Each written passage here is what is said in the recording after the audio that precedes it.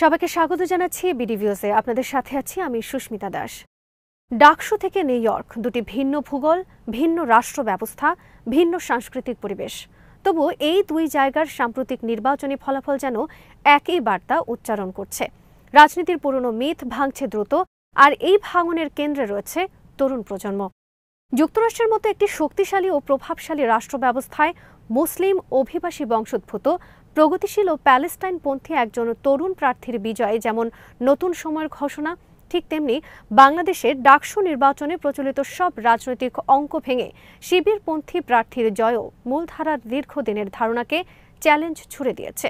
এই দুটি ঘটনার মধ্যে যে অদ্ভুত সাদৃশ্য রয়েছে তা হয়তো প্রথম দেখায় স্পষ্ট নয়, কিন্তু গভীর বিশ্লেষণে দেখা যায় দুটোর পেছনের চালিকা শক্তি একই। তরুণদের ভোট আচরণে বড় রকমের পরিবর্তন, মূলধারার রাজনৈতিক বয়ানের প্রতি বিতৃষ্ণা এবং মূল্যবোধ ভিত্তিক নতুন রাজনৈতিক আকাঙ্ক্ষার উত্থান। আগামী দিনের রাজনীতি ও তরুণ প্রজন্মের রাষ্ট্রভাবনা নিয়ে ওয়াহিদ ফারুকীর প্রতিবেদন।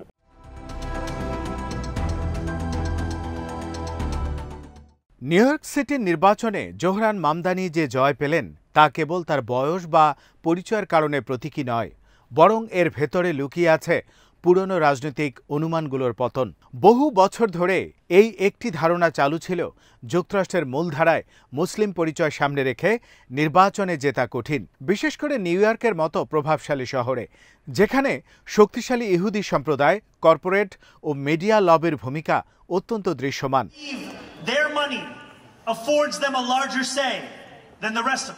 বলা হতো মুসলিম প্রার্থী হলে ভোট কমে যায়, বিশেষত যদি তিনি প্যালেস্টাইন ইস্যুতে স্পষ্ট অবস্থান নেন। আরও বলা হতো অভিবাসী কমিউনিটির প্রার্থীরা মূলধারার পদে সহজে উঠে আসতে পারে না, কারণ তাদের সামাজিক গ্রহণযোগ্যতা কম। কিন্তু মামদানি এইসব মিথকে ভেঙে দিয়েছেন।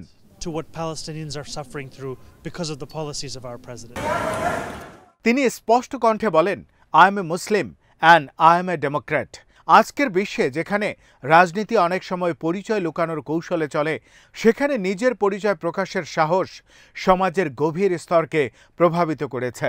তরুণরা বলছে তার এই সরলতা, সততা এবং দৃঢ় অবস্থানকে পছন্দ করেছে।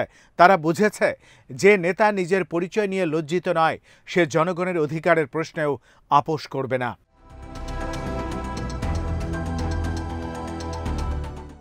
এদিকে ডাকসু নির্বাচনও চিত্র প্রায় একই। বাংলাদেশের রাজনীতিতে দীর্ঘদিন ধরে প্রচলিত ছিল কিছু মিথ। শিবিরের ভোট কম, মেয়েরা শিবিরকে ভোট দেবে না, ভারত কোনোভাবেই চায় না শিবির বা জামাতপন্থী কেউ সামনে আসুক, শিবির জিতলে অস্থিতিশীলতা তৈরি হবে, আরবান মিডল ক্লাস তাদের গ্রহণ করবে না।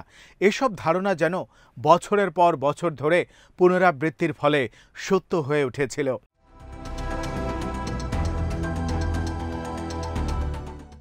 কোনো তথাকথিত বিশ্লেষক এমনকি ঘোষণা দিয়েছিলেন যে শিবিরপন্থী প্রার্থীরা পিছিয়ে থাকবে, চতুর্থ বা পঞ্চম স্থানে থাকবে।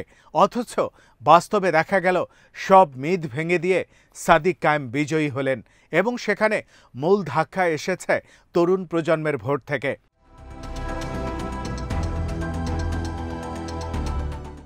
ডাকসু নির্বাচনে মেয়েদের ব্যাপক অংশগ্রহণে শিবিরপন্থী প্রার্থীর প্রতি সমর্থন আবারও প্রমাণ করেছে যে প্রচার, গুজব বা মূলধারার মিডিয়ার বিবরণ এখন আর তরুণ আচরণকে নিয়ন্ত্রণ করতে পারে না। তারা নিজের চোখেই দেখে, নিজেরাই বিচার করে, এবং তাদের সিদ্ধান্তের ভিত্তি হল ন্যায়বোধ, সততা এবং বাস্তব অভিজ্ঞতা।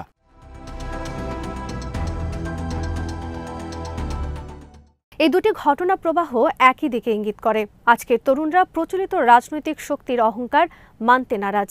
তারা খুঁজছে এমন রাজনীতি যা আদর্শ নির্ভর, পরিষ্কার, জবাবদিহিমূলক এবং মানুষের জীবনে বাস্তব পরিবর্তন আনে। বাংলাদেশের বড় রাজনৈতিক দলগুলো এখনও বিশ্বাস করে যে তাদের ঐতিহাসিক অর্জন, মিডিয়া প্রভাব, প্রশাসনিক সুবিধা, বিদেশি সম্পর্ক এসবই নির্বাচন জেতার জন্য যথেষ্ট। কিন্তু বাস্তবতা হলো তরুণ প্রবাহ এই পুরনো রাজনৈতিক কাঠামো থেকে বিচ্ছিন্ন হয়ে গেছে।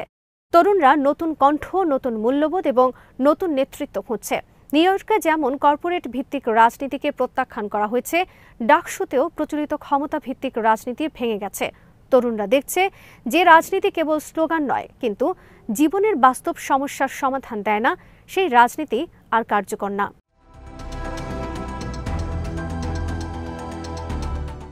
বাংলাদেশের সামনে জাতীয় নির্বাচনকে ঘিরে যেসব মিথ দীর্ঘদিন ধরে প্রচলিত আছে সেগুলো একইভাবে ভেঙে পড়তে পারে। উদাহরণস্বরূপ, জামাতের ভোটের অঙ্ক নিয়ে যে মিথ প্রচলিত আছে সেটি বাস্তবে বহু নির্বাচনে ভুল প্রমাণিত হয়েছে। মূলধারার মিডিয়া জামাতকে পছন্দ করে না, তাই তারা টিকবে না, এই ধারণাও আজ ভিত্তিহীন। কারণ মিডিয়ার প্রভাব তরুণদের উপর কমে গেছে। তারা তথ্য সংগ্রহ করে TikTok, YouTube, Facebook, Telegram, shorts এসব ডিজিটাল প্ল্যাটফর্ম থেকে।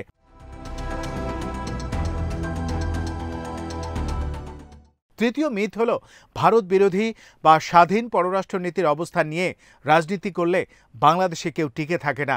কিন্তু ডাকসুর নির্বাচনই দেখিয়েছে তরুণরা অন্য দেশের মনোভাব নয়, নিজের দেশের ন্যায় ও অধিকারকে বেশি গুরুত্ব দিচ্ছে। নারীরা জামাত বা শিবিরকে ভোট দেবে না, এই ধারণাও এখন পুরনো হয়ে গেছে। এবং সবচেয়ে বড় মিথ, আন্তর্জাতিক চাপ জামাতকে রাজনীতিতে উঠতে দেবে না। আজকের বিশ্ব যেহেতু বহু মেরুর দিকে যাচ্ছে, এই ধারণাও দ্রুত অকার্যকর হয়ে যাচ্ছে।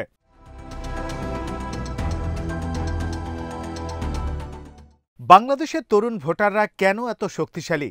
কারণ তাদের সংখ্যা বিশাল, ভোটারের প্রায় অর্ধেকই তরুণ।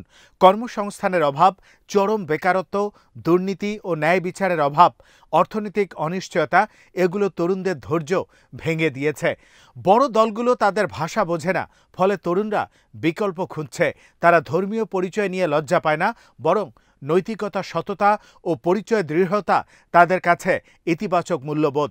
মামদানি যখন বলেন আমি মুসলিম, তরুণরা সেটা দেখে আত্মবিশ্বাসের প্রকাশ হিসেবে। বাংলাদেশেও একই প্রবণতা দেখা যাচ্ছে।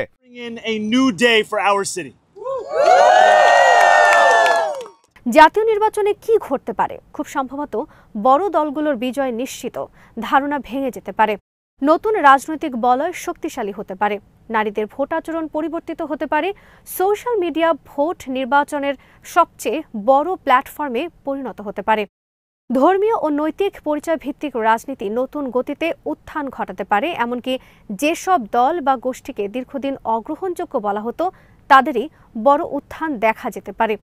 ডাকসু এবং নিউ ইয়র্ক প্রমাণ করেছে আসল ক্ষমতা ভোটারের হাতে, এবং ভোটার যখন সিদ্ধান্ত নেন তখন কোনো দেশ, কোনো মিডিয়া, কোনো এলিট গোষ্ঠী তাদের আটকাতে পারে না।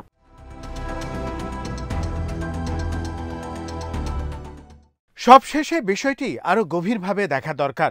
রাজনীতিতে মিথ ভাঙা মানে শুধু নির্বাচন হঠাৎ জেতা নয়, বরং নতুন রাজনৈতিক সংস্কৃতির সূচনা। যে সংস্কৃতিতে পরিচয়, স্বচ্ছতা, নৈতিক সাহস, জনগণের প্রতি দায়বদ্ধতা এবং সত্য বলার ক্ষমতা আসল শক্তি হয়ে দাঁড়ায়। নিউ ইয়র্কে মামদানির জয় সেই সংস্কৃতির জন্ম দিয়েছে, ডাকসুর ফলাফলও সেই ইঙ্গিত বহন করে।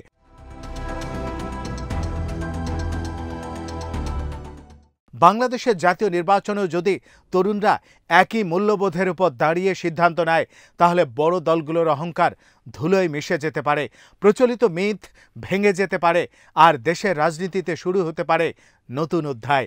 কারণ শেষ পর্যন্ত বিজয় আসে মানুষের হৃদয়ের সিদ্ধান্তে, আর মানুষের হৃদয় পরিবর্তন হলে রাজনীতির মানচিত্রও বদলে যায়।